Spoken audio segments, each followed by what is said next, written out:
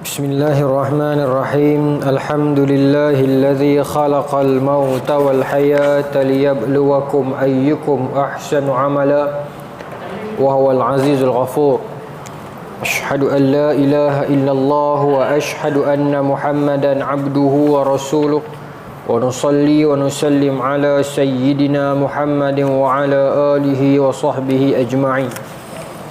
Radina billahi rabba wa bil islami dina wa bi Muhammadin nabiyyan wa rasula. Tuan-tuan, puan-puan, muslimin, muslimat yang dirahmati Allah sekalian, Assalamualaikum warahmatullahi wabarakatuh. InsyaAllah tuan-tuan, pada malam ni kita akan menyambung lagi pengajian kitab Qasasul Anbiya karangan Al-Imam Ibn Katsir. Malam ni kita masuk kepada Nabi yang seterusnya, bab nombor 30, Nabi Syuaib alaihissalam. Kita pada bulan sebelum raya, sebelum puasa, kita habis dah cerita tentang kisah Nabi Allah Lut dan juga umat-umat baginda. Kalau tuan-tuan kira daftar para rasul ikut nombor 1 sampai 25 itu, selepas Nabi Allah Lut, ya, saya pun nak nyanyi balik, kalau tak nyanyi tak ingat kan lagu Rehan lah, Idris, Nuh, Soleh, Ibrahim, Ismail, Ishak, Yaqub, Yusuf, Ayub, Ishak, Yaqub, Yusuf, Ayub, Syuaib, Musa kan? Baru Syuaib, lepas Syuaib Musa.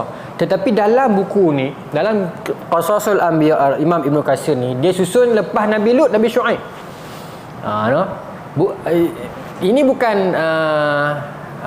tak disengajakan.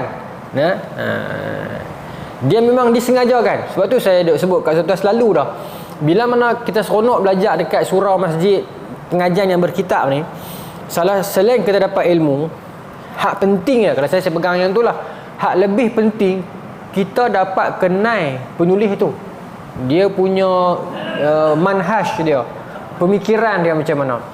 Saya ingat kalau kita teliti betul-betul pengajian kita ni, ialah mungkin susah sikit sebab kita sebulan sekali jumpa. Katakanlah tuan-tuan melazimi mana-mana kitab yang hari-hari ulang yang tu kan, kitab yang ulama dulu lah, bukan buku-buku contemporary ni, ulama-ulama dulu punya kitab penulisan ni. Akhirnya kita akan, daripada penulisan dia tu, kita kenal dia tu macam mana. Ini pun sedikit sebanyak kalau tuan-tuan follow, ingat balik daripada penulisan Ibn Katsir, daripada awal dulu yang kita duk baca. Saya duk di surau ni sejak saya lama dah ni kan, zaman dulu yang kita duk buat Ramadan sehari satu Nabi kan, Ramadan sehari satu sahabat, lama dah di surau ni ya. Kemudian kitab ni pun dah lama dah, sampai kita dapat kenal Ibn Katsir tu. Okey, kaedah Ibn Katsir ni, jenis Ibn Katsir, manhaj dia begini.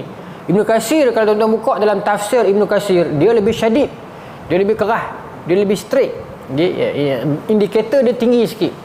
Tetapi dalam sirah nampak Ibn Katsir lebih longgar, tasahul. Sebab mengambil kira sirah ini, kita ada ruang untuk kita berkhilaf, kita ada ruang untuk kita mengambil riwayat-riwayat yang dhaif, okey, untuk sekadar pada pengetahuan sirah. Jadi sedikit sebanyak kita kenal. Jadi Ibn Katsir pula dalam kaedah kita, contoh malam ni, kenapa Ibn Katsir dia against, bukanlah against sangat, dia dalam pendapat dia meletakkan selepas Nabi Allah Lut, dia meletakkan Nabi Allah Syuaib. Sebab dalam perkiraan dia, umat Nabi Allah Lut masa duk ada tu, umat Nabi Syuaib kaum Madian duk ada dah. Cuma tak ada cuma, betul ya. Dan masa umat Nabi Lut tu ramai, megah, hebat, kaum Madian ni sikit lah, tak ramai. Bila kaum Lut dibinasakan, Allah jadikan kaum Madian ni seolah-olah macam pengganti. Dan Allah sebut dalam Quran pun begitu kan.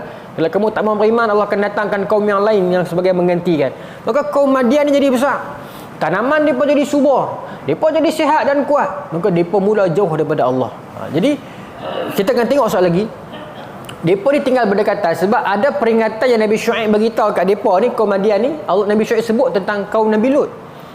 So mereka pun tahu benda tu. So bermaksud jurang itu tak jauh mana.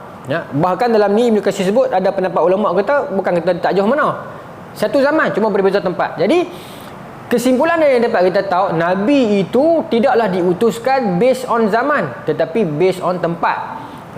Walaupun zaman yang sama, tetapi tempat yang berlainan, yang berjauhan, yang mungkin tak sampai, tak dengar. Okey, boleh tak tuan ni? Okey. Belakang tak sampai. Okey, baik. Saya rapat sikit you know. Sebelah saya tinggi ni, di hidung mata saya kena sikit tu. Kepok sikit. Macam tu okey. Baik. Tapi yang ni lagi seronok. Kalau yang dekat telinga tu kan, tak selesa kan, dia jadi rimah ke mana tau. Jadi lagi seronok juga ni. Baik. Kat mana tadi? Jadi para nabi itu diutuskan kadang-kadang zaman yang sama tapi tempat yang berbeza, kadang-kadang coverage area tu jauh, maka nabi-nabi yang berlainan. Okey. Jadi kata Ibn Katsir dalam ni dia petik, kata ulama kata ada yang mengatakan kaum Nabi Syuaib itu selepas kaum Nabi Lut, ada yang mengatakan sekali satu zaman berbeza tempat, cuma pengazaban depa tu lepas pada tu. Selepas depa dah jadi ramai. Baik. Tak apalah kita baca terus no. Saya ingat malam ni saya nak publish terus. Nabi Syuaib malam ni kita publish sampai satu malam saja. Maksudnya bulan depan kita kita masuk Nabi yang lain terus no. Baik, pasal tak panjang mana pun. Panjang juga tapi kebanyakan Ibn Katsir membahaskan teknikal ya. Jadi saya nak skip lah. Baik. Boleh tuan-tuan no? Okey, baik.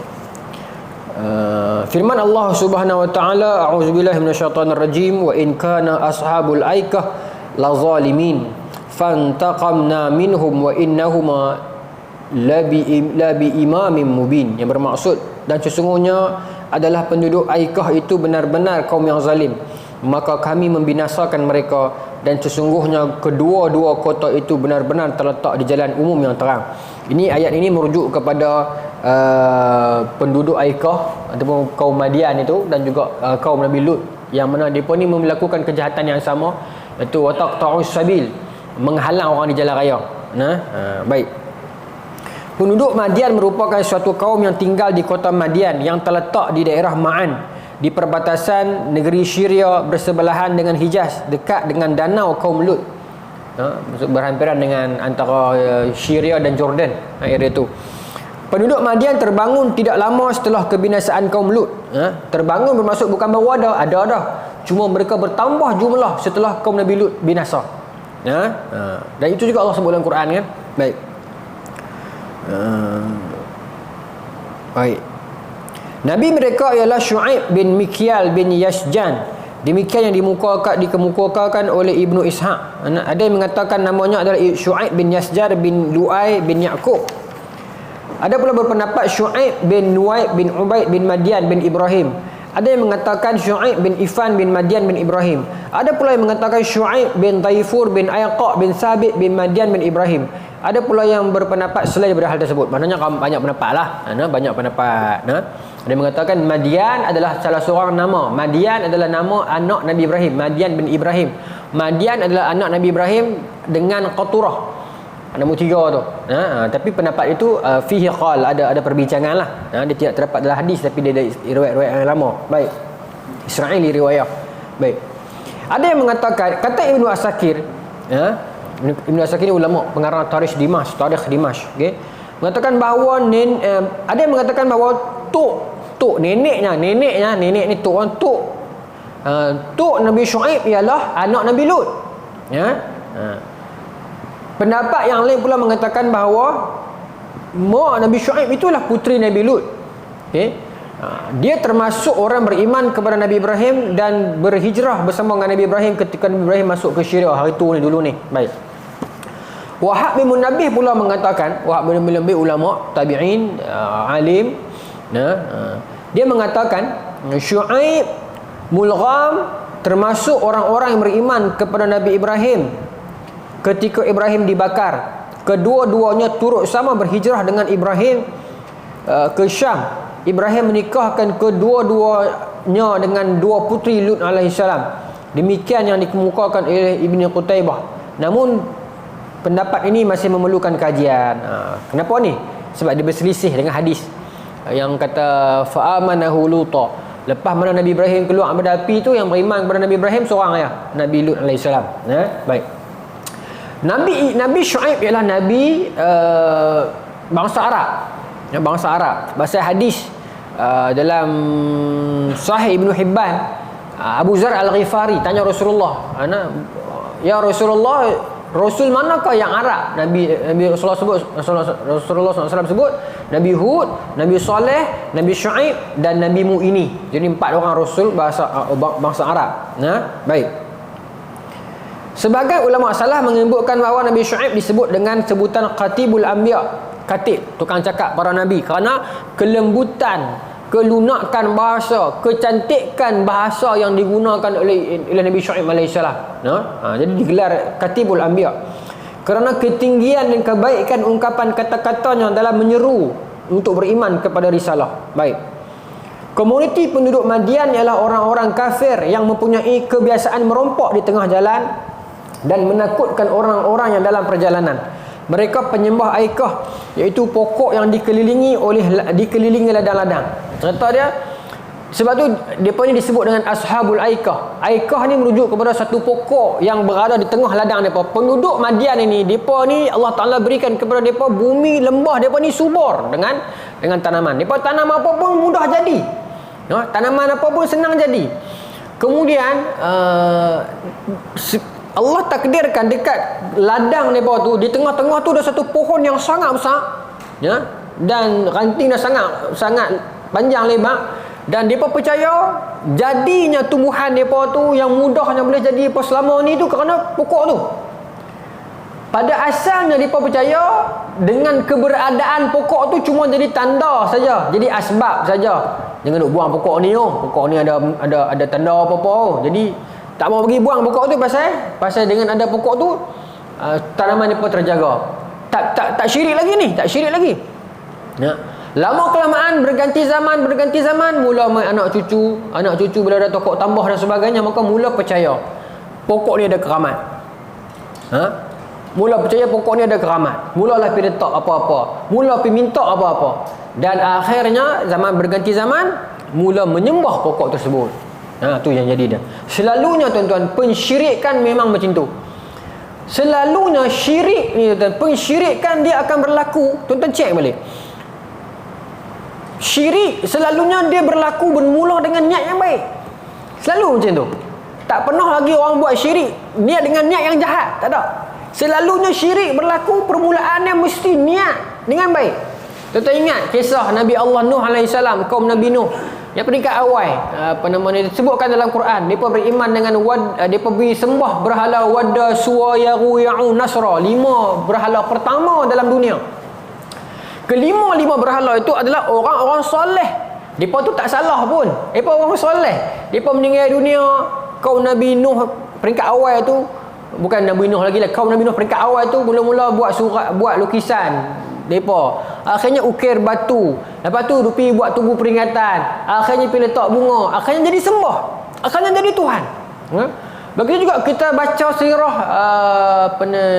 Luhai Al-Khuzai kan, dia buat balik berhala daripada Syam, buat balik mai ke Mekah. The first idol yang dibawa pulang ke Mekah, berhala Hubal pun dengan niat yang sama. Pasal apa? Niat nak memperingati saja, sekadar tengok ulama-ulama dekat Syam pada masa tu mereka buat kerja tu, maka dia tengok, dia kata takkan ulama nak salah, maka dia minta buat balik ke Mekah satu. Maka jadi penyembahan dan demikian, dan begitulah yang berlaku merentasi zaman pun. Pensyirikan ini bermula dengan benda-benda yang berniat baik, akhirnya dibawa kepada kebinasaan. Baik. Okey, sambung no. Jadi mereka ni suka menyembah aikah itu, kemudian suka merompok di tengah jalan dan menakut-nakutkan orang dalam perjalanan. Baik. Mereka merupakan komuniti manusia dengan sifat yang paling jahat dalam bermuamalat dengan orang lain, bermaksud bisnes. Suka mengurangkan timbangan dan takaran. Suka kecoh timbangan. Dan menerima mengambil tambahan ketika menyuruh untuk mengurangkan. Maksudnya riba lah. Riba. Baik. Kemudian Allah mengutuskan seorang lelaki dari kalangan mereka, iaitu Syuaib alaihissalam. Maka Syuaib pun berdakwah mengajak mereka menyembah kepada Allah semata-mata dan tidak menyekutukannya. Baik, dalam ni tuan-tuan, dia bawa Ibnu Katsir bawa banyak ayat. Dia bermula, kalau saya boleh patah balik ni, 3 muka surat awal ni ayat Quran saja. Jadi saya skip yang tu sebab nanti panjang sangat. Ayat Quran dari atas sampai bawah tu Tak ada uraian langsung, ya, banyak. Sebab cerita tentang kisah tu, jadi saya skip. Tapi saya cerita lah, cuma saya tak baca, ya. Pasal terlalu panjang, 3 muka surat penuh. Okey. Dalam dan surah Al-A'raf ada perbincangan itu. Ya. Ketika mana saya tunjuk sikit. Ya. Dalam ni ada perbincangan bila mana depa ni kecam Nabi Syuaib alaihi salam, dan juga ugut kaum Nabi Syuaib dan juga pengikut Nabi Syuaib agar kembali kepada agama. Saya buka tuan-tuan, pengajian dalam kita tengok surah Al-A'raf 85. Sini dia tak bagi, dia bagi terjemahan saja. Dia nak tunjuk yang perbezaan dekat kalimat bahasa Arab tu. Sebab itu penting kalau kita belajar Quran ataupun hadis, kita kena tengok tafsir dan syarah. Kalau tidak kita akan menyimpang. Baik. 85 Al-A'raf. Sekejap nah.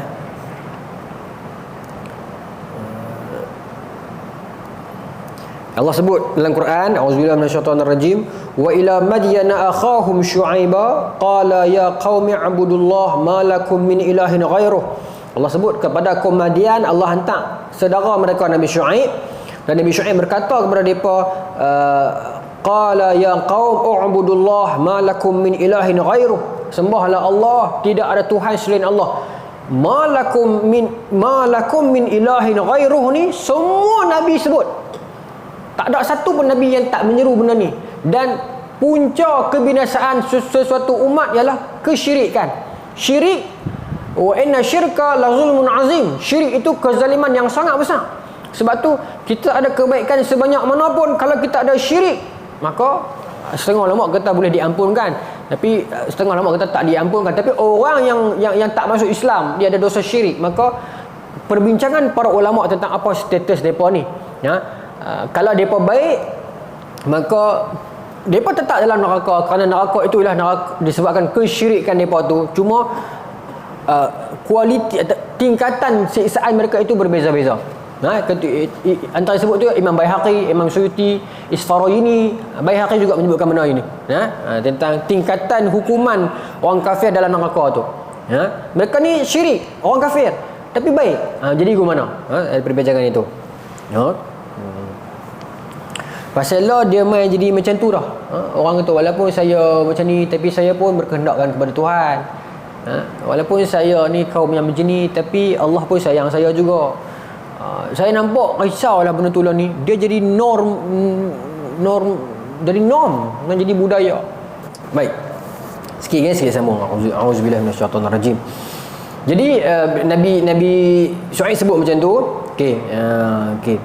Kemudian kata Allah, fa'awful kaila wal mizan wal tabkhasun nas asya'ahum wa la tufsiduna fil ardi ba'da islaha. Dzalikum khairul lakum in kuntum mu'minin.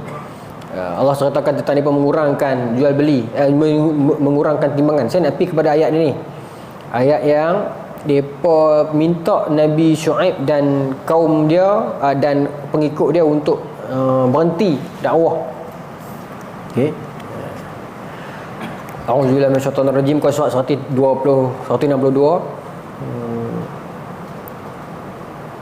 Qala al-mala'ul ladzina istakbaru min qaumihi.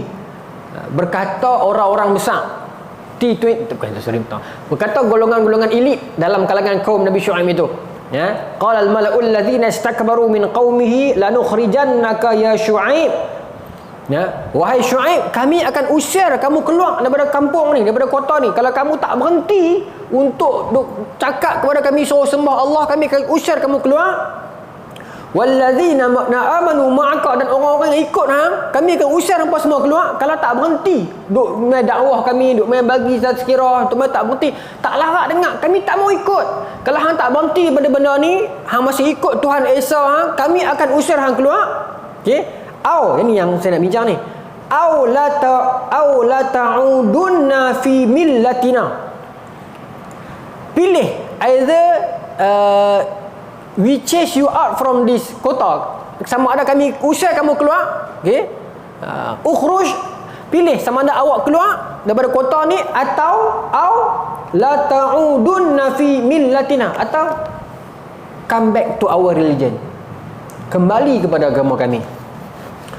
Qala awalau kunna karihin.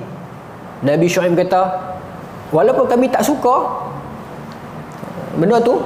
Kemudian Allah sambung, Allah sambung kata-kata Nabi Syuaib ayat seterusnya, qad iftaraina 'ala Allahi kadhiba in 'udna fi millatikum ba'da idh najjayna Allahu minha. Apa maksudnya 89? Sesungguhnya kami berdusta terhadap Allah jika kami berpindah kepada agama kamu sesudah Allah menyelamatkan kami daripadanya.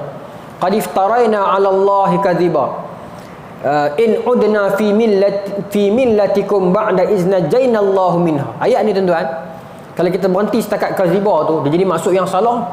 Dia jadi, Nabi Syuaib kata sesungguhnya kami mendustai Allah. Qad iftaraina 'ala Allahi kadziba ni, sesungguhnya kami telah mendustai Allah. Lepas tu tengok juga maksud, jangan berhenti tak tu halal kan. Kalau kita berhenti sekali tu kita sambung balik, ulang balik. Tapi ni pendek ni, tak padan kalau kita berhenti awal. Qad iftaraina 'ala Allahi kadhiba in 'udna fi millatikum. Fi millatikum. Tak kata berhenti boleh. Tapi jangan berhenti kat kadhiba, sebab dia akan jadi maksud kami mendustai Allah. Tapi ayat sebenarnya kami mendustai Allah kalau kamu ikut janji dengan hamba, kalau kami ikut cakap hamba ni. Itu iaitu apa? In 'udna fi millatikum. Jika kami ada apa tuan? Ada ya'udu, kembali. Fi millatikum, kepada agama kamu. Apa masalah dia tuan-tuan? Kenapa saya nak bangkitkan yang ni? Tuan-tuan agak-agak Apa masalah dia? Ayat ni. Saya nak tanda sikit. Saya boleh ubah ni kan? Penanda ni ke ada ni penanda ni? Tak apa ke? Tak apa ke ada ustaz tanda? Saya nak tutup, saya nak bagi tanda, takut nak buka balik. Saya tak benda lain lah. Ada penanda. Tak apalah, saya ingat muka surat lah 162. Kita pegang lah, saya pegang untuk telefon. Apa masalah dia dekat ayat ni? Okey, kata tuan-tuan ingat betul lah, penting ni ya. Kata kaum Nabi, kata qala al-mala'ul ladzina istakbaruna min qaumihi, kan ayat tu. Berkata orang-orang besar dalam kalangan kaum Nabi Syuaib, ya Syuaib, wahai Syuaib, kami akan usir hang wallazina amanu minka, dan orang yang beriman dengan hang keluar daripada kampung ni. Ataupun you come back to our religion. Ya? La ta'udunna fi millatina, ataupun awak kembali kepada agama kami. Okey. Kemudian Nabi Syuaib balas-balas, kalau kami mendustai Allah, kalau kami kembali kepada agama kamu. Ya? Kami qad iftaraina 'ala Allahi kadhiba in 'udna fi millatikum. Kalau kami kembali kepada agama kamu, kami telah mendustai Allah. Kat mana masalah dia tuan-tuan? Masalah dia dekat perkataan ada, kembali. Sebab mudah dia tu seruan dia tu, ya Syuaib. Wahai Syuaib, kami nak usir hang keluar, aw la ta'udunna, ataupun hang kembali. Nabi Syuaib balas-balas. Qad iftaraina 'ala Allahi kadhiba, kami akan mendustai Allah kalau saya dah lagi ya. Kami akan mendustai Allah kalau kami akan mendustai Allah kalau in udna fi millatikum, kalau kami ikut kembali pada agama kamu, kami telah mendustai Allah. Kat mana isu dia tuan-tuan? Isu dia sebab perkataan kembali itu, adakah Nabi Syuaib sebelum Islam adalah agama lain? Itu persoalannya. Tuan-tuan balik rumah, kalau ada Ibnu Katsir ataupun tafsiran di rumah, buka ayat ini 85-86 Al-A'raf, perbincangan sangat panjang. Perkataan ada tu sangat panjang dibincangkan. Ibnu Katsir buat berapa banyak pendapat bincang tentang perkataan tu ya. Ain alif dal ada. Tapi kita tak boleh kata ayat ini salah. Betul tak? Ayat Quran tak boleh salah. Tak salah. Tapi kenapa Allah guna perkataan ada tu? Dia buka kepada perbincangan. Sebab Nabi Allah, para anbiya, tak pernah ada dosa syirik. Tak pernah, never. Termasuk Rasulullah SAW, tak pernah ada langsung. Okay? Sebab para Rasul, para Nabi Allah, daripada mereka kecil, Allah rusyda, Allah bagi rasyad, Allah bagi petunjuk kepada mereka, Allah pelihara daripada kecil. Rasulullah SAW cerita, tuan buka Syamil Muhammadiyah, cerita sebelum datang wahyu kerasulan pun Nabi memang tak suka dengan sembahan-sembahan apa nama ni, arak apa semua. Nabi tak suka. Nabi bawa diri jauh. Allah lindungi para rasul dia. Even sebelum datang wahyu, Allah dah jaga peringkat awal dah. Jadi tak mungkin para rasul itu ikut agama lain dulu. Jadi kalau itu ayatnya, kalau itu akidah kita, macam mana ayat ni kata kembalilah Syuaib kepada agama kami? Nabi Syuaib pula iktiraf benda tu dengan kata kalau kami kembali, lau'udna, kalau kami kembali. Itu yang saya kata kalau kita baca, kita kena tengok juga tafsir. Kalau kita baca Quran, tengok terjemahan bagus, tapi bila ada beberapa perkataan yang menimbulkan, alamak, kena buka tafsir, pasti ada jawapan dia. Dalam Ibnu Katsir, dia bawakan compilation of words yang sinonim dengan ada ni. Rupanya ada ayyusara. Sara ni bermaksud berpindah. Tapi perkataan ada tu memang maksud dia kembali. Tetapi bila dibuka dalam kamus Arab, lisanul Arab, banyak lagi perkataan ada tu. Jadi ada ni bukan bermaksud kembali sahaja, tetapi juga bermaksud bertukar. Bertukar ataupun change, beralih. Ada ni. Tapi panjanglah perbincangan tu. Ibnu Katsir bawa siap dengan hadis, siap dengan syair Arab semua tu lah. Saya tak bawa lah benda tu. Semua saya nak bagi tahu. Kalau tuan-tuan jumpa lepas ni macam tu, tengok syarah, tengok tafsir. Nabi Syuaib tak syirik. Bukan apa, ni preparation kita lah. Kalau lepas ni kita dengar orientalis ke, orang bukan Islam ke, guna hujah tu, kita boleh balas balik. Ada not supposedly mean comeback, kembali saja, tetapi dia juga bermaksud pindah atau bertukar. Selesai itu. Baik. Okey. Maka firman Allah Subhanahu wa taala, "Dzalikum khairul lakum in kuntum mu'minin wa la taq'udu bi kulli siratin tu'idun." Allah melarang mereka itu duduk di tiap-tiap jalan dan menakut-nakutkan orang. Depa ni akan duduk di tepi-tepi jalan, dan siapa yang main depa akan perah ugut, depa akan samun. Cuma berbeza dengan kaum Nabi Lut. Kaum Nabi Lut depa juga wa taqta'u sabil. Kan? Cuma dia, dalam kita dah baca bulan lepas sebut, depa akan mendatangi lelaki-lelaki yang handsome dalam rombongan itu, dan depa akan rogol para lelaki tersebut. Kaum Madian ni tak sampai tahap tu lah, tak rogol lelaki lah, cuma depa memang rompak, depa memang samun. Baik. Kata Sa'di, mereka ini memungut ufti. Siapa nak lalu jalan kat kampung depa ni, depa ambil ufti. Okey, dan memilih harta orang lain secara liar yang berada dalam perjalanan, bermaksud halang, rampas harta orang lah, sambut orang kot jalan. Okey, baik, saya skip lagi. Kemudian apa lagi dosa depa ni? Wala tanqusul mikyal wal mizan. Allah larang depa ni daripada mengurangi timbangan, dan juga takaran dan timbangan. Mikyal wal mizan, yang gantung dacing tu dengan mizan, timbangan. Inni arakum bi khairin. Sebab kata Nabi Syuaib, aku tengok hampa ni elok ya. Khair, baik. Kalau hampa tak tipu timbangan pun, hampa dah kaya dah. Ni cerita dia apa ni? Cerita kaum Madian ni kaya. Duit banyak dah, businessman besar dah, tapi itu pun menipu lagi. Itu pun ada hidden charge lagi. Kalau dia pun susah ni, bukan kata betul, salah juga, tapi kalau hampa dah kaya dah duit banyak dah, pun masih menipu. Kata Nabi Allah Syuaib, kalau hampa tak menipu pun hampa dah untung dah. Kalau tak menipu pun dah untung dah. Ni tipu lagi.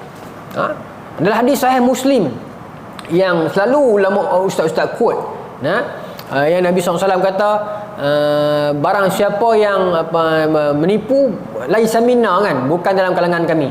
Hadis tu panjang lagi. Hadis tu Nabi SAW dalam sahih Muslim. Nabi pi pasar, tengok ada orang jual, dia tak sebut apa, dia sebut ta'am ya, buah-buahan lah. Maka Nabi pegang, Nabi seluk tangan ke bawah. Saya ingat buah-buahan, mungkin kurma lah. Bila semua bawah tu dia berulat, berayang, atas tu kering elok. Maka dalam hadis tu Nabi kata, mahadha ya sahibut ta'am. Apa dia ni, wahai tuan kedai. Sahibut ta'am ni tuan makanan, owner lah, senang abang. Nabi pegang basah, atas kering elok, kan? Nabi kata, apa dia ni? Maka tuan kedai tu kata, ya Rasulullah, saya hujan semalam. Hadis tu banyak kan. hujan. Maka Nabi kata, kenapa hang tak ambil yang bawah yang basah ni hang tak atas? Liurana, agar diperlihatkan kepada manusia, agar manusia tengok benda tu. Hang sendiri tahu. Nabi tanya, kenapa bawah ni basah, atas ni kering, buah-buah ni? Dia kata, ya Rasulullah, hujan, kena hujan. Tak apalah kena hujan, mungkin ambil yang basah tu. Nabi sebut, kenapa kamu tak bawa yang basah ni, ambil letak atas agar dapat dilihat oleh manusia? Bermaksud apa? Konteks Nabi nak bagi tahu, tak ada hidden apa, tak ada. Tak ada gharar, penipuan, kesamaran, tak ada. Tunjuk. Dan yang basah ni jual murah sikit. Kalau hang tak mau jual murah pun, hang nak tak harga sama pun, ikut sukalah. Tapi pembeli ada hak, khiyar, they have option, pilihan. Dia kata, okey, yang ni kurma kering harga RM30, yang ni kurma busuk sikit kena hujan RM30 juga. Niaga apa lagu tu, tak apalah, korang-korang kita jujur lah, kurang-kurang lah. Kan? Kurang. Ada orang meniaga mahal tapi jujur. Ada orang meniaga murah tapi menipu. Yang mana yang berdosa? Hello. Ada orang meniaga murah. Oh, murahnya kuih dia, buka-buka dalam oksigen saja. Kan? Ada orang mahal sikit tapi isi dia padat. Kita banyak kata kat mahal tu, kita lupa yang murah tu kadang-kadang dia menipu. Tapi kalau dia murah, dia dalam tu elok, itu perfect lah. Baik. Dia jual mahal ni tak ada masalah. Tak ada masalah kalau kena dengan kualiti dia. Cuma isu dia, kalau seseorang tu jual benda tu mahal tapi benda tu dia ada seorang saja, dia memonopoli, yang tu ada masalah.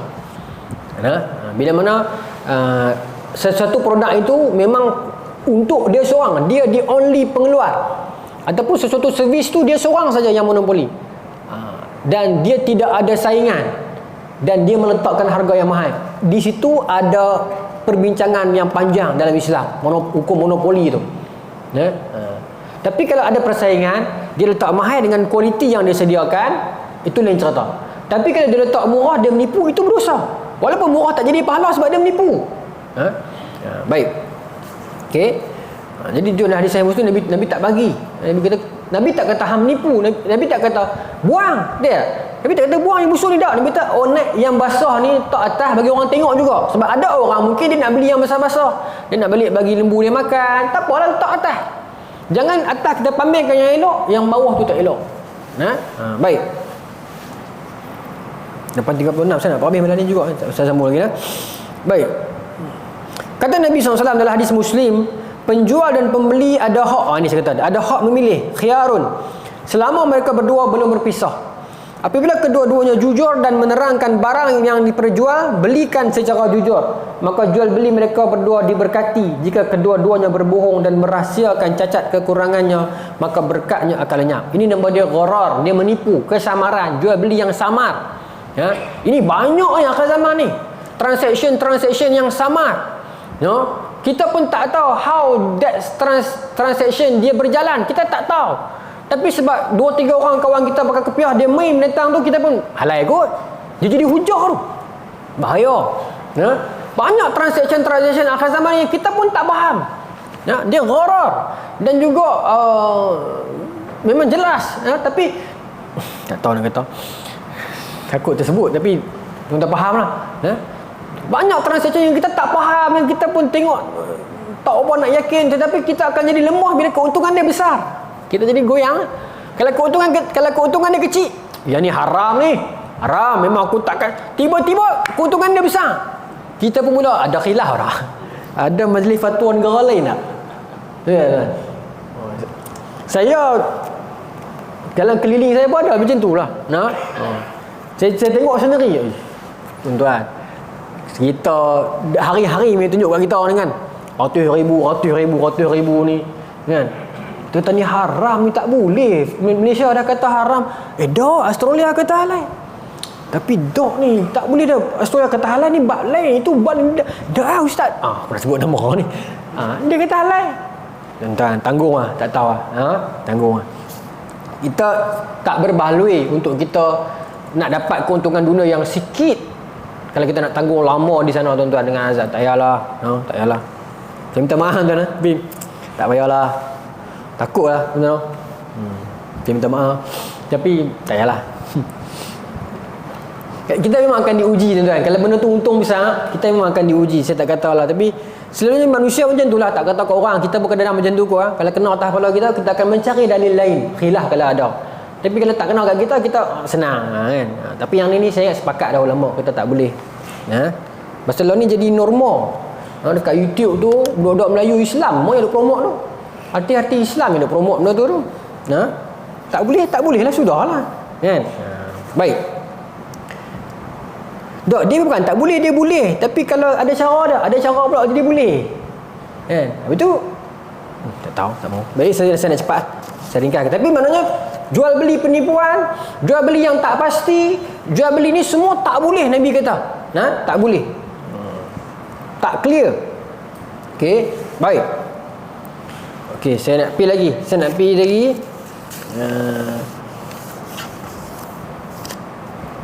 Nabi Syuaib teruskan dengan dakwah mereka. Kata Nabi Syuaib, wastaghfiru rabbakum thumma tubu ilaih inna rabbi rahimun wadud. Mohonlah ampun kepada Allah, taubatlah kepada Allah, sesungguhnya Allah Tuhan itu Tuhanku Maha penyayang lagi Maha pengasih.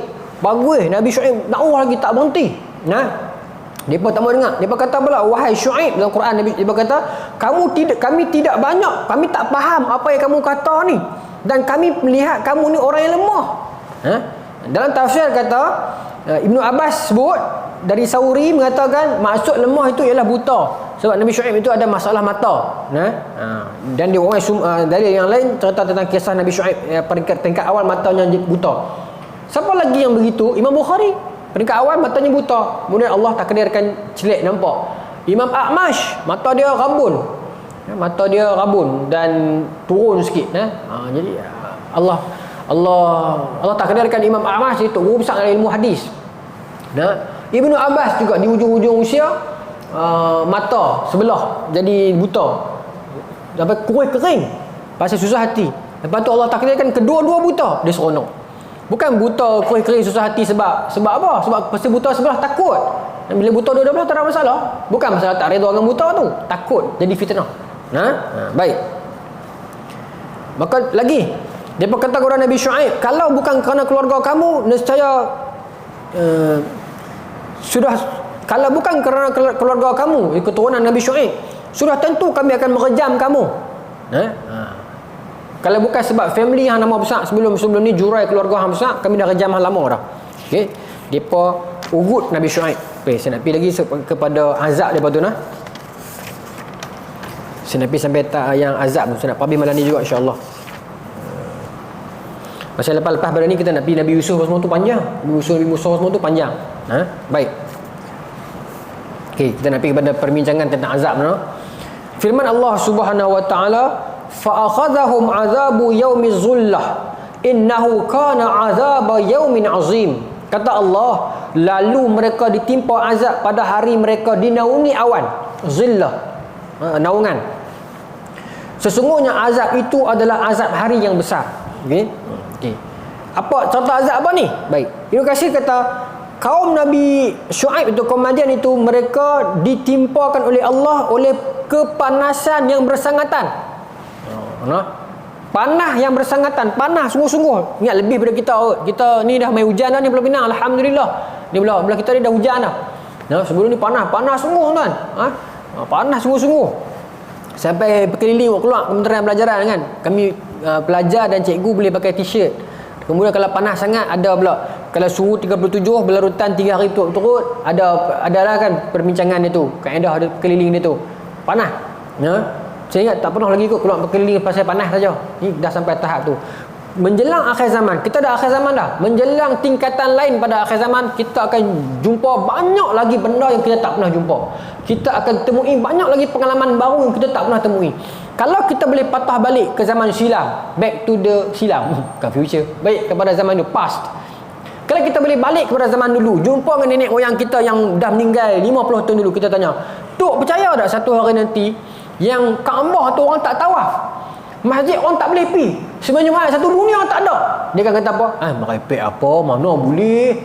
Tapi berlaku tak masa Covid? Yalah ada orang tawaf lagi, tapi dia berapa orang sajalah kan.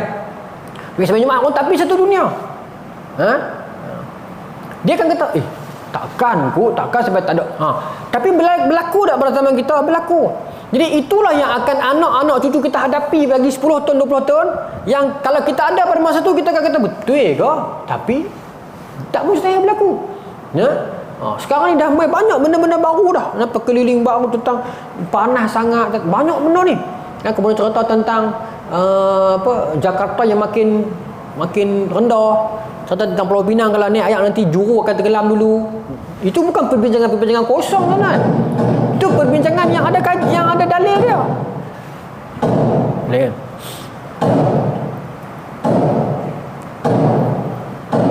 Tapi masyarakat Malaysia tak minat dengan perbincangan itu. Contoh tentang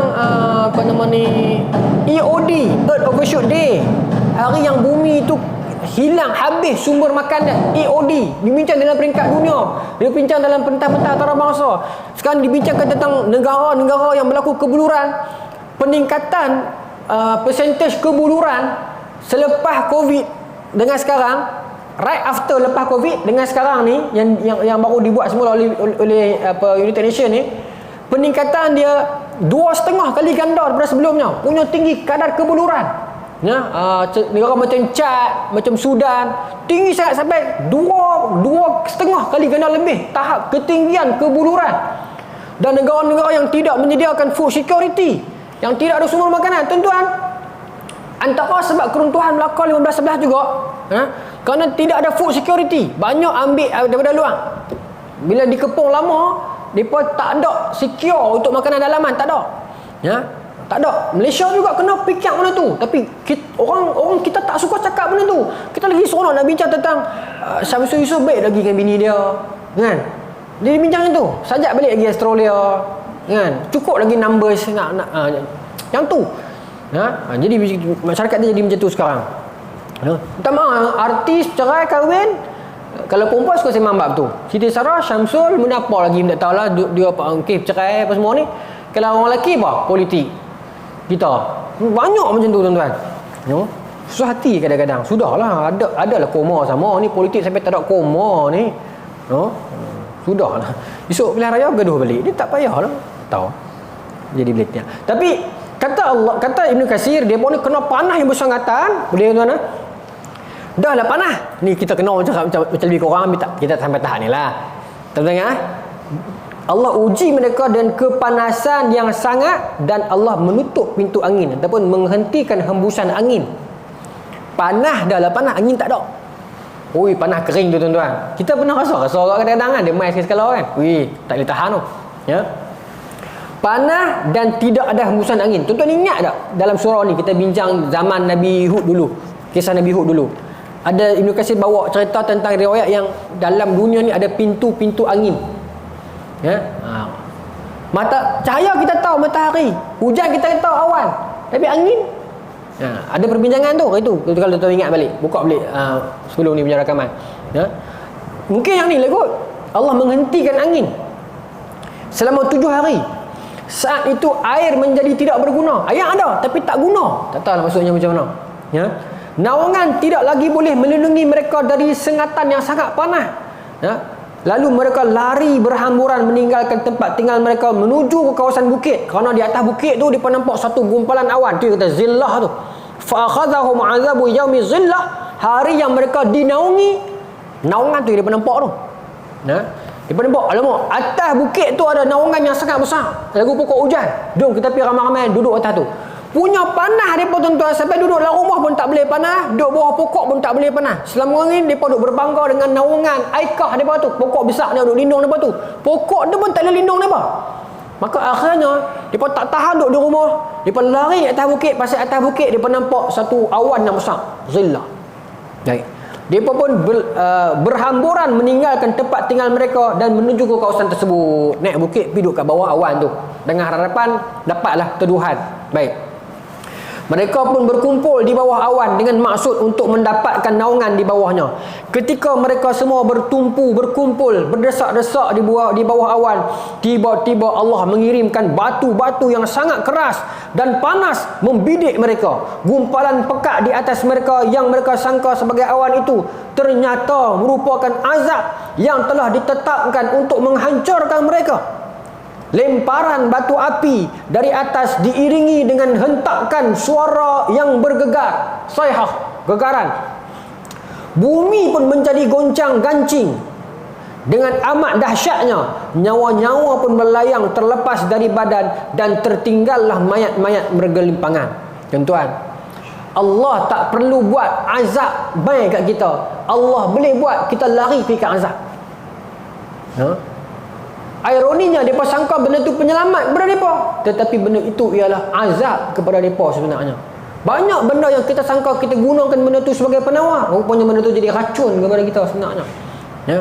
Tuan-tuan, saya tahun 2000 berapa saya tak ingat, tapi saya ceramah di satu sebutlah Sungai Besi, sekolah Tunah Bakti. Kan dia ada banyak Tunah Bakti kat Malaysia ni. Satu majlis tu buka puasa, saya ingat lagi. Saya buka puasa ni dengan mereka punya cikgu-cikgu warden di bahagian daripada Kementerian Wanita pada masa tu kan, Kementerian Kebajikan masa tu. Mereka kan jaga dia ni. Saya tanya saya teringat saya sembang dengan satu, saya tak tahu dia tu siapa, VIP lah. Saya tak tanya lah dia tu siapa dia kan. Dia kata, "Ustaz tahu tak yang Ustaz," dia tanya saya macam ni lah. Saya saja nak share dengan tuan-tuan lah. Dia kata, "Apa pendapat Ustaz pasal orang Yahudi duduk Palestin?" Dia kata. Dia buka perbincangan ni masa tengah buka puasa, saya ingat kan. Saya tak setuju lah. Mana boleh? Kita baca artikel 181 PBB semua tu, apa resolusi semua tu, memang tak boleh. Memang zalim lah hari nakbah dan sebagainya tu kan. Dia kata, "Tapi saya tak macam tu." Dia kata kat saya. Kita orang tua ni betul. Dia bila tua lah. Saya tak macam tu. Saya tak berpandangan macam tu. Saya rasa okey lah. Saya rasa ini bukan okey macam ni. Saya rasa apa yang berjadi tu adalah takdir Allah, dia kata. Mula-mula saya kata dalam hati, dia ni apa dia cakap macam ni kan. Hati saya, dia ni Illuminati bah. Cakap tu kan. Dia kata, saya rasa ni takdir Allah. Kita tengok cara dia fikir. Dia kata, "Ustaz tak rasa ke yang mana yang sedang berlaku sekarang ni adalah perancangan Allah untuk binasakan mereka serentak?" Dia kata, "Saya tak ada macam mana haji kita macam mana? Tak. Kan Yahudi ni bertebaran seluruh dunia. Dulu dekat Eropah, kat ghetto semua masa tu kan. Tiba-tiba jadi satu revolusi mereka ni, mereka berpusu-pusu di Palestin, duduk di Palestin, buat negara Arab saya, mereka duduk setempat. Bukankah itu lebih mudah untuk kita bunuh mereka nanti?" Dia kata-kata kat saya kan. Saya pun tepuk dia oi. Kemah kat cara dia fikir tu. Kan? Bukankah itu lebih mudah caranya untuk Allah binasakan mereka dan untuk kita bunuh mereka serentak bila mereka dah duduk setempat. Tuan-tuan, macam mana? Saya dalam hati saya tak ni lawan, saya tak suka lawan orang. Dalam hati saya kata, betul. Satu segi pemikiran tu betul pasal dia kritikal jugalah. Cuma tak boleh lah kalau kita faham macam tu, tuan-tuan. Takkan kita nak meredakan mereka duduk tadi tanah saudara kita kan? Kalau macam tu takkan kita nak redha dia pergi duduk tanah kita, dia pergi guna masjid kita dengan alasan itu Allah akan musnahkan mereka serentak. Kita buat macam Allah tak mampu musnahkan. Depa duduk di mana penjuru alam pun dia terpisah-pisah seluruh jasad dan apa fizikal lain, Allah boleh musnahkan depa. Kan kita baca hadis di surah ni dulu, ingat tak? Yang Nabi kata seorang lelaki, kana rajulun mimman kana qablakum, seorang lelaki sebelum kamu itu yang mana iza hadarahul maut, bila mati menjelang mai dekat dia. Tengok tak dia tu? Dia kata kepada anak dia, "Wahai anak, kalau ayah mati, bakar mayat ayah. Tumbuk mayat ayah sampai jadi debu. Debu tu sampai halu-halu tu hang lempak di angin lalu. Summa fa'uhriquni, summa ithanuni, summa dharruhi fir rihi." Bakar mayat ayah, tumbuk mayat ayah, tumbuk abu bakar tu, kemudian lempak di angin. Ya, la qadara alayya rabbi la yu'adzibani 'adzaban mu'adzabahu ahada. Sebab ayah tak mau Allah jumpa mayat ayah. Kalau Allah jumpa mayat ayah, Allah akan azab ayah dengan azab yang orang lain tak pernah kena. Itu pun dapat tangkap. Itu pun lepas dia mati, Allah kata apa? "Ya ard, wahai ardi, ijma'i ma fiki." Kutip balik semua debu-debu atas badan hang ni. Kutip balik. idza qama, dia dibangunkan depan Allah. Allah tanya dia kan, apa? Ma hamalaka ala ma sana'ta, Allah tanya dia, kenapa hamba kerja ni? Kan dia jawab, khasyatuka rabbi, saya bukan nak lawan Allah, cuma saya takut dekat Allah. Fa ghafaralah, kata Nabi, Allah ampunkan dia. Allah ampunkan dia. Dalam hidup dia tak pernah buat baik langsung. Tapi tak apalah. Tapi nak abang kata dalam hadis tu, dia nak menyorok mana pun, Allah dapat tangkap dia. Allah dapat tangkap dia. Baik. Dalam Allahumma shalli ala Muhammad. Abu Lais As-Samarkandi, ulama kurun keempat, dia karang satu kitab, nama dia Tanbihul Ghafilin ala Ahadisil Anbiya wal Mursalin. Dia memang satu riwayat tentang seorang lelaki Musa bin Raja, dia nukilkan daripada Ahnaf bin Qais. Ahnaf bin Qais ni ulama tabi'in. Ahnaf bin Qais satu hari pada zaman Sayyidina Umar, ni dia suruh berhenti betul ni, no? Tergantung kalau saya berhenti tuan-tuan mesti menyesal. Dia sonok ni. Dia Musa bin Raja, dia riwayatkan daripada ustaz tadi tak bawa tak mau contoh sonok-sonok, lu pimbal letiak, ujung pun dah sonok. Musa bin Raja diriwayat pada Ahnaf bin Qais. Ahnaf bin Qais ni ulama tabi'in. Ahnaf bin Qais cerita pada zaman Sayyidina Umar, aku pergi masuk Madinah. Masa tu sahabat Nabi Ka'ab bin Ahbar duk cerita kat kami pasal kematian iblis. Hadis tu. Ka'ab bin Ahbar ni kan dia banyak sumber-sumber Israeliat lama. Dia semua dia pakar ilmu Israeliat riwayat lama, dia tahu. Cerita tentang Nabi Adam sebelum dia meninggal, dia tanya kepada Allah tentang bagaimana aku meninggal dulu. Iblis antara munzarin dalam Quran sebut kan, yang ditunda kematian. Adakah iblis akan seronok? Maka Allah ceritakan kepada Nabi Adam tentang bagaimana pengakhiran umur iblis.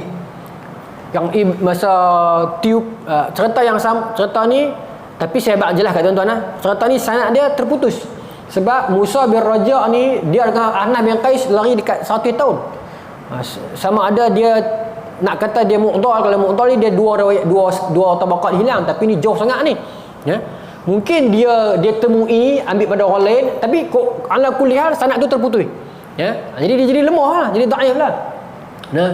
Tapi saya bang siap lah status dia. Perbincang sanad dia ada masalah.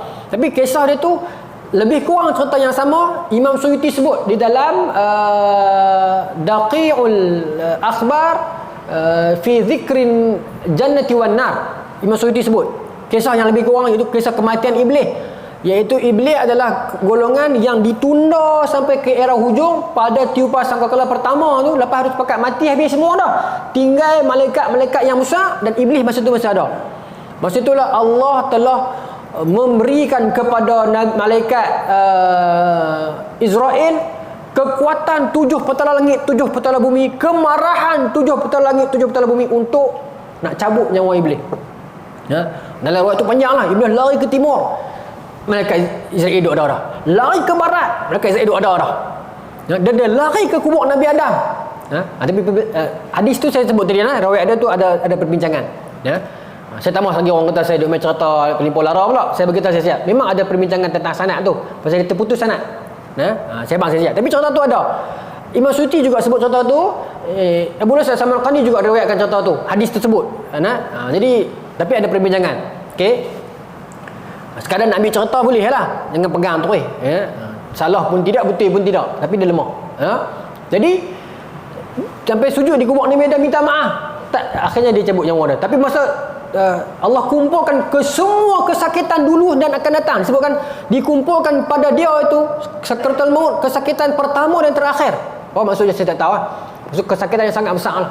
Maksudnya kod mana pun dia lari, dia tak terlepas daripada azab Allah. Ini yang beritahu yang benda yang sama. Dia sangka dia kuat, hebat, akhirnya dia tak terlepas daripada azab Allah. Allah tak perlu hantar azab mai macam tsunami, tsunami bukan azab lah, peringatan kan, mai untuk pukul daripada jauh. Allah tak perlu hantar komet dari langit mai. Allah buat, ironinya Allah buat depa lari pergi ke azab. Bukan azab mai kat depa, Allah boleh buat depa lari pergi ke azab. Itulah kehidupan kita tuan-tuan. Saya ingat saya tutup yang tu lah, cerita Nabi Syuaib habis dekat tu. Bulan depan kita sambung Nabi yang lain pula. Begitulah kehidupan dunia ni tuan-tuan, Allah Subhanahu Wa Taala boleh buat. Kita manusia yang lemah. Kita tidak ada daya apa pun. La haula wala quwwata illa billahil aliyyil azim. Tidak ada daya upaya apa kita pun. Lemah kita ini. Ya, jangan kita angkuh kepada Allah Subhanahu Wa Taala. Allah boleh buat. Allah pegang satu orang kita saja tu dah cukup lah. Habis kita ni. No? Lepas tu kita kena banyak bergantung kepada Allah, mohon ampun kepada Allah atas dosa-dosa kita, kesilapan kita yang lalu. Dan kita jangan berbangga dengan amalan kita mengatakan kita akan cukup dan selamat dah. Tidak. Nah, kalau pahala kita itu untuk membayar syurga, kita tak mampu nak bayar sewa syurga walaupun 1 jam. Kerana nikmat yang terdapat dalam syurga itu terlalu besar dan hebat. Jadi semuanya itu atas belah ihsan Allah, atas belah ihsan, kasih sayang, kesian daripada Allah kepada kita. Mintalah kita selalu, jangan berhenti, ya Allah kesianlah kat saya, ya Allah kesianlah kat hamba-Mu ni, ya Allah kesian. Minta Allah kesian kat kita selalu. Jangan pernah berhenti minta kepada Allah. Jangan kita pernah berhenti minta kepada Allah agar Allah kesian kat kita. Orang hari demi hari, seorang demi seorang kenalan kita meninggalkan kita. Kita tak tahu apa nasib mereka kat sana sekarang. Apa kita nak adalah Allah ampunlah dosa kita, kesianlah kat kita. Nak harap amalan kita berlambak, amalan kita yang rosak, yang kadang-kadang yang tak cukup dan sebagainya. Jadi apa kita harap? Belah ihsan daripada Allah. Rintihlah ke Allah, minta yang tu sebenarnya. Allah Taala alam. Tuan pukul 8.59 saya berhenti. Bulan depan dalam buku ni dia sambung balik, dia patah balik. Lepas Nabi Lut, Nabi Syuaib, dia patah balik kepada keturunan Nabi Ibrahim. Yang tu pun sangat tak lama. Mungkin sekali atau 2 kali saja. Kemudian terus kita masuk Nabi Allah Yusuf. Itu yang panjang sikit. Itu mungkin makan bulan lah. Wallahu ta'ala alam. Bismillahirrahmanirrahim. Allahumma razuqna fahman nabiyyin wa hifdhal mursalin wa ilhamal malaikatil muqarrabin wa wahdina fi riyatil arifin bi rahmatika ya arhamar rahimin. Walhamdulillahi rabbil alamin. Assalamualaikum warahmatullahi wabarakatuh.